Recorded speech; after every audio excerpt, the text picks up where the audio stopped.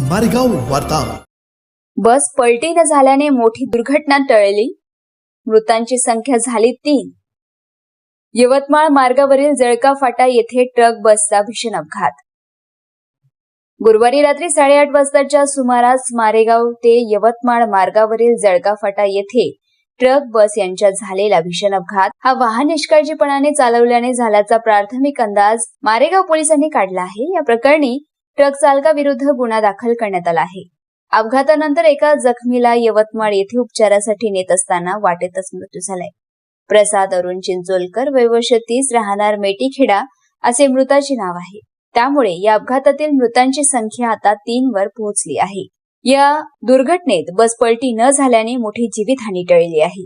4 डिसेंबर रोजी वणी यवतमाळ राज्य मार्गावर जळका फाटा येथे ट्रक आणि बस यांच्यात समोरासमोर टक्कर झाली। ट्रकने जोरदार टक्कर दिल्यानंतर संपूर्ण बस एका बाजूने कापत पुढे गेली।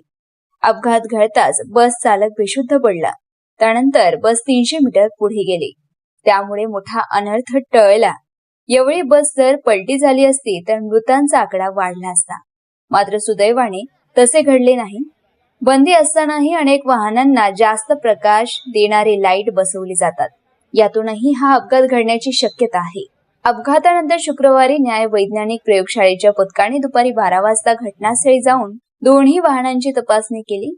याबाबत अपघातग्रस्त बस चालक सचिन झिलपे याने मारेगाव पोलिसात भरधाव ट्रक चालवून अपघात करणाऱ्या ट्रक चालक किरण भानुदास करपे वय वर्ष 36 राहणार बुलढाणा याच्या विरुद्ध पोलिसात तक्रार केली आहे। एसटी महामंडळातर्फे या घटनेतील मृताच्या नातेवाईकांना प्रत्येकी 10,000, गंभीर जखमींना 1,000 आणि किरकोळ जखमींना 500 रुपयांची मदत दिल्याचे विभाग नियंत्रक अमृत कच्छवे यांनी सांगितले। पुढील कार्यवाहीनंतर मृतांच्या कुटुंबियांना प्रत्येकी 10 लाख, जखमींना उपचार खर्च देण्याची तरतूद असल्याचे सांगितले। प्रॉपर मोहरा बसले मी बोलतो मारेगाव वाटलं बसलो 4-5 काय झालं असं झालं की आम्ही ड्रायव्हर जे होते बसचे ते व्यवस्थित रूटने होते। ड्रायव्हर जे होते ट्रक जे होता तो डायरेक्ट अंगावरती आला। डायरेक्ट अंगावरती याचं एसटी वाल्याचं काही असं काही नाही। आम्ही बरोबर आपल्या रस्त्याने देत होतो विदिन अ सेकंड मध्ये पूर्ण ते फाडत एक चर्चा पैसेंजर किती होते? पैसेंजर जास्त नाही 10-15 होते। 16 चांगलं होतं की जास्त 16 पॅसेंजर सांगितलं आम्हाला पूर्ण। 15-16 पॅसेंजर होते कारण की ज्या साईडने दुर्घटना घडली त्या साईडनं म्हणजे लकीली फार कमी पॅसेंजर होते। 3, 4 ते 5 पॅसेंजर त्या साईडने त्यातले सगळे झाले। मी इकडल्या साईडला होतो। एका साईडला मी बिलकुल फाडतच गेले आणि ते ड्रायव्हरमुळे आधी तिथनं पण बस चालत आली समोर येतं पाहिलं तर पुढं बस चालूच होती। म्हटलं स्टेरिंग पकडा कारण की बाकी लोक होते बसमध्ये